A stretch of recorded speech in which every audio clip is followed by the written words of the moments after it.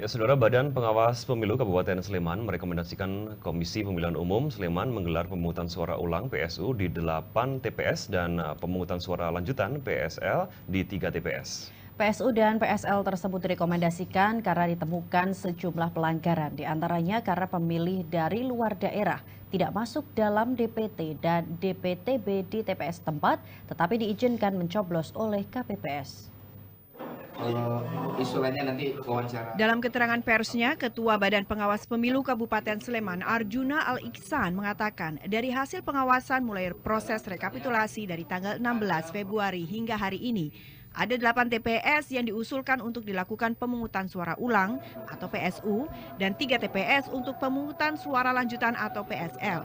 Usulan atau rekomendasi tersebut dikarenakan adanya temuan diantaranya adanya pemilih dari luar daerah tidak masuk dalam DPT dan DPTB di TPS setempat tetapi diizinkan mencoblos oleh KPPS. Ya, kalau pemungutan suara ulang itu kan ada 4 syarat di undang-undang itu ya. Ada bencana, kemudian ada juga karena pemilih yang memang tidak tertentu dalam DPT dan DPTB tetapi mencoblos di TPS tersebut menggunakan hak suaranya gitu.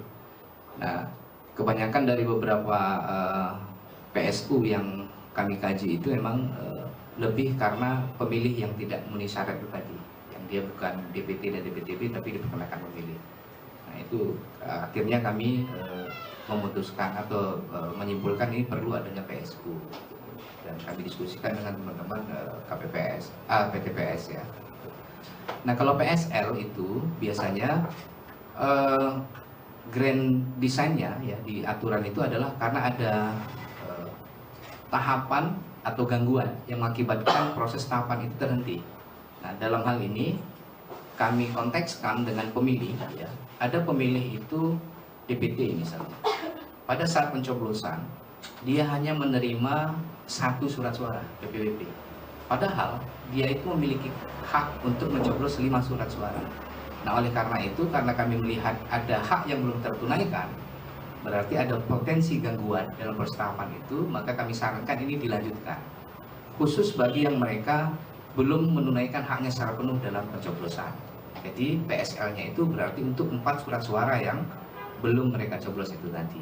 Jadi bedanya secara umum seperti itu antara PSU dan PSL.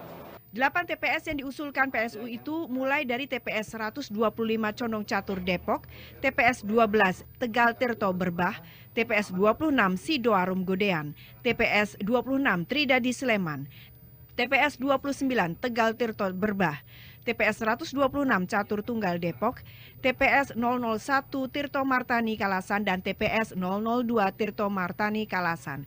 Sementara itu 3 TPS yang direkomendasikan untuk pemungutan suara lanjutan adalah TPS 16 Tirto Martani Kalasan, TPS 29 Tirto Martani Kalasan, dan TPS 32 Tirto Martani Kalasan. Demikian Tri Hartanto, TVRI Yogyakarta melaporkan. Saudara, Badan Pengawas Pemilu Kabupaten Sleman merekomendasikan Komisi Pemilihan Umum Sleman menggelar pemungutan suara ulang PSU di 8 TPS dan pemungutan suara lanjutan PSL di 3 TPS. Usulan atau rekomendasi tersebut dikarenakan adanya temuan diantaranya adanya pemilih dari luar daerah tidak masuk dalam DPT dan DPTB di TPS tempat tetapi diizinkan mencoblos oleh KPPS. Ya, untuk membahas lebih jauh terkait pemungutan suara ulang atau PSU di wilayah Sleman, kami telah terhubung dengan Ketua Bawaslu Sleman, Bapak Arjuna Al-Iksan Siregar. Selamat sore, Pak Arjuna. Sore, Mbak Winda dan Sony. Iya, baik Bapak, berdasarkan informasi yang tentunya sudah kita lihat bersama dan tentunya juga sudah beredar begitu. Dari Bawaslu Kabupaten Sleman sendiri, ini ada isu untuk merekomendasikan pemungutan suara ulang. Ya, ini pemungutan suara ulang diusulkan oleh pengawas TPS kita yang berada di 8 TPS ya, yang kemarin diawasi pada saat pemungutan suara di 17 Februari dan 3 TPS yang untuk pemungutan suara lanjutan. Usulan ini terkait dengan berbagai hal variasi kejadiannya ya. Ada yang karena pemilih dari luar daerah tidak tertentu dalam DPT dan DPTB itu diperbolehkan mencoblos. Kemudian ada juga pemilih yang DPT misalnya itu tidak diberikan surat suara secara utuh. hanya diberikan satu, kemudian berarti kan kekurangan 4 surat suara. Oleh karena itu menurut kami perlu dilengkapi ya dengan pemungutan suara lanjutan. Jadi dari beberapa case ini kemarin kami coba lakukan kajian-kajian dan termasuk dengan teman-teman di pengawas TPS. Kemudian kemarin minggu kami sudah meminta teman-teman pengawas TPS untuk mengirimkan saran perbaikan kepada KPPS untuk memperbaiki prosedur yang kemarin terlewatkan ya atau agak tidak sesuai ya agar dikembalikan kemudian dengan melalui cara penyelenggaraan pemungutan suara ulang dan pemungutan suara lanjutan. Walaupun kami meyakini bahwa keputusan akan dilaksanakannya pemungutan suara ulang atau pemungutan suara lanjutan ini sepenuhnya tergantung dari kebijakan KPU Kabupaten Sleman nanti. Gitu. Oleh karena itu hari ini juga kami masih menunggu bagaimana sikap KPU Kabupaten Sleman menyikapi usulan dari teman-teman pengawas TPS kemarin yang diberikan kepada KPPS. Baik, Pak Arjuna, selain ada 8 TPS dan juga TPS yang melakukan PSU dan juga PSL atau pemilihan suara lanjutan, nanti apakah nantinya juga akan ada, seumpama ada TPS yang mungkin mengajukan untuk pemilihan suara ulang atau lanjutan, akankah ada jumlah yang bertambah untuk PSU dan juga PSL ini, Pak Arjuna? Iya, kurang terlalu jelas, Mas, ini pertanyaannya tadi. Oh iya, untuk kalau menurut kami PSU itu dikarenakan kebanyakan ya mayoritas itu memang untuk pemilihan presiden dan wakil presiden.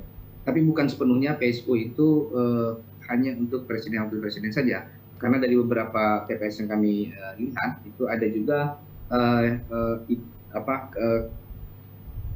surat suara lain ya yang perlu juga dilakukan PSU seperti DPRD provinsi dan DPRD kabupaten kota. Kita coba ambil kasus misalnya di TPS 29 Tegal Tirto. Di situ kan ada pemilih yang kebetulan dapat suara double, kemudian dua-duanya dicoblos dan masuk kotak suara. Nah, cara meluruskan prosedurnya ini kan kita tidak bisa sembarangan ya, ambil begitu saja dari kotak suara kemudian dianggap sebagai suara tidak sah. Tetapi semuanya harus kita lakukan sesuai dengan prosedur, kita kembalikan. Oleh karena itu salah satu cara yang menurut kami sangat bisa digunakan untuk mengembalikan prosedur ini kepada prosedur semula adalah melalui pemungutan suara ulang. Oleh karena itu di TPS 29 Tegal Tirto Berbah itu kan diusulkan untuk pemungutan suara ulang khusus DPRD provinsi. Nah, tapi di TPS-TPS lainnya juga itu bervariasi. Ada yang pemungutan suara ulang untuk PPWP, ada untuk DPRD kabupaten, atau bahkan ada juga yang bisa sampai 4 surat suara DPRD provinsi, kabupaten, kemudian DPD RI dan DPR RI. Karena kebetulan di situ ada pemilih luar yang harusnya tidak diperkenankan tapi diberikan 5 surat suara. Nah, hal-hal seperti ini yang kemarin kami kaji dari case-case yang ada di 11 TPS ya di PSU dan PSL itu. Iya, baik Pak Arjuna, untuk sejauh ini apakah juga ada mungkin selain 11 TPS yang tentunya akan melakukan pemungutan suara ulang begitu, apakah juga akan ada TPS-TPS lain yang tentunya nanti akan mengajukan untuk pemilihan ulang, Pak? Iya, kami harapkan cukup di 11 TPS ini ya, harapan kami gitu. Oleh karena itu kami berharap baik PPK maupun pengawas kecamatan yang saat ini sedang melakukan proses rekapitulasi di masing-masing Kapanewon ini bisa segera menemukan potensi-potensi PSU maupun PSL di masing-masing TPS yang saat ini sedang direkapitulasi. Mengapa? Karena ketika proses pemungutan suara tidak dilakukan sesuai dengan prosedur atau adanya pemilih luar misalnya masuk ke dalam sebuah TPS dan memilih, tentu itu akan mempengaruhi sistematika rekap, termasuk hasil rekap, penjumlahan rekap, dan itu akan sangat kelihatan. Nah, kalau tidak segera dibenahi, maka ini akan kesulitan ketika melakukan proses di tingkat Kapanewon. Karena pasti akan ada penjumlahan yang tidak sesuai antara misalnya pemilih yang menggunakan hak pilih atau pemilih yang menggunakan hak suara dengan suara-suara yang digunakan. Nah, hal-hal ini yang coba kita hindari, karena ini juga termasuk bagaimana kita bisa melaksanakan pemilu ini secara jurdil. Gitu. Jadi semuanya itu harus bisa dipastikan antara pengguna surat suara dengan suara-suara yang digunakan itu harus sesuai, jangan sampai tidak sesuai. Nah, jika memang kita menemukan case-case misalnya dalam proses rekap itu ada ketidaksesuaian jumlah, itu patut diduga ada sesuatu yang terjadi pada saat proses pemungutan suara kemarin. Seperti adanya pemilih luar mungkin yang mencoblos, atau misalnya ada pemilih yang seharusnya mendapatkan 4 surat suara, misalnya hanya diberikan 1 surat suara. Nah, hal-hal ini yang nantinya akan terbaca di rekap. Nah, Biasanya teman-teman itu akan kebingungan di proses rekapitulasi ini. Oleh karena itu, jika selama proses ini sebelum 24 Februari, jika menemukan hal demikian, menurut kami sangat proses penanganannya harus lebih cepat gitu ya, agar bisa diselesaikan sebelum 24 Februari nanti. Ya, Pak Arjuna, kalau memang ini disetujui untuk pemilihan suara ulang atau lanjutan seperti itu, nanti mekanismenya seperti apa, Pak? Atau memang diadakan pemilihan seperti di pemilihan ulang seperti biasanya di TPS tempat atau bagaimana, Pak, nanti? Ya, kurang terlalu jelas suaranya, Mas. Oh iya, untuk pemilihan pemilihan suara yang diulang ini, nanti mekanismenya seperti apa? Ya, pemungutan suara ulang itu kan khusus tidak lima-limanya ya yang diulang. Hanya suara-suara yang kita anggap itu tereduksi dengan masuknya pemilih dari luar tadi. Jika misalnya pemilih luar itu kan biasanya diberikan hanya satu surat suara oleh KPPS kemarin.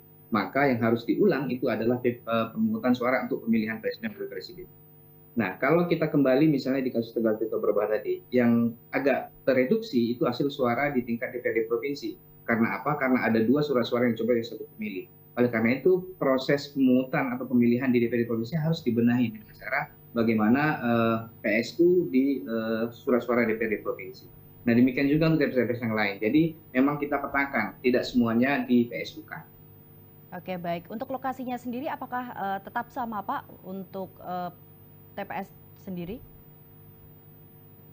Iya, kalau untuk SDM kan ini, gitu. Kalau SDM-nya, karena pengawas TPS kita itu kan akan berakhir masa tugasnya di 21 Februari nanti, ya. Maka nanti untuk pengawasan TPS di proses PSU dan PSL ini akan kami limpahkan kepada pengawas kelurahan desa atau pengawas kecamatan. Gitu.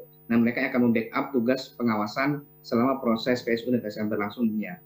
Untuk jadwalnya kami masih menunggu dari KPU Kabupaten Sleman. Kapan KPU Kabupaten Sleman akan menetapkan jadwal untuk PSU dan PSL di Kabupaten Sleman ini.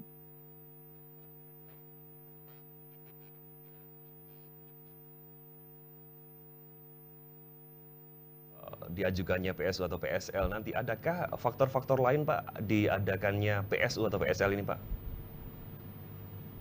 Ya, kurang terlalu jelas, Mas Sony. Ya, untuk selain adanya permasalahan tentang DPT dan juga DPTB, adakah faktor lain yang bisa digunakan sebagai acuan untuk melaksanakan pemilihan suara ulang ini, Pak? Ya, kalau pedomannya kita tentu di undang-undang ya, di Undang-Undang 7, kemudian di PKPU 25 tahun 2023 terkait dengan teknis pemungutan dan perolehan suara. Namun yang lebih teknis lagi, memang berkaca dari penyelenggaraan pemungutan suara di Kabupaten Bogor kemarin, menurut kami ada hal teknis yang perlu dibenahi ya. Misalnya posisi daripada pengawas TPS. Kami berharap pengawas TPS itu bisa berada dekat KPPS yang bertugas menerima pendaftaran pemilih. Kenapa? Karena dengan adanya pengawas TPS bisa memberikan masukan-masukan kepada KPPS jika ada pemilih dari luar yang ingin mencoblos misalnya di TPS PSU nanti. Nah, jika itu terjadi kan tentu akan pemungutan suara ulang lagi. Nah, agar itu tidak terjadi, untuk mencegah atau meminimalisir potensi-potensi itu, maka kami berharap bagaimana pengawas TPS ini bisa diberikan akses yang mudah ya mengawasi daftar pemilih yang akan menggunakan hak pilih nanti di TPS. Nah, sehingga harapannya ini bisa diawasi bersama-sama. Karena selama ini di 14 Februari yang lalu itu kami melihat pengawas TPS kami selalu ditempatkan di barisan para saksi dan itu pun berada jauh dari KPPS gitu. Nah, ini yang menurut kami salah satu juga hal yang memicu ya susahnya pengawas TPS memberikan masukan kepada KPPS jika menemukan hal-hal terkait dengan daftar pemilih tadi. Ya. Baik Pak Arjuna, terima kasih untuk waktunya. Semoga nantinya pemungutan suara ulang ini bisa berjalan dengan lancar dan juga apa yang menjadi hal-hal yang tentunya kemarin di tanggal 14 Februari mungkin ada sedikit hal yang kurang berkenan, nantinya juga bisa terselesaikan ya. Iya, bisa terselesaikan. Terima kasih Pak Arjuna, selamat bertugas kembali.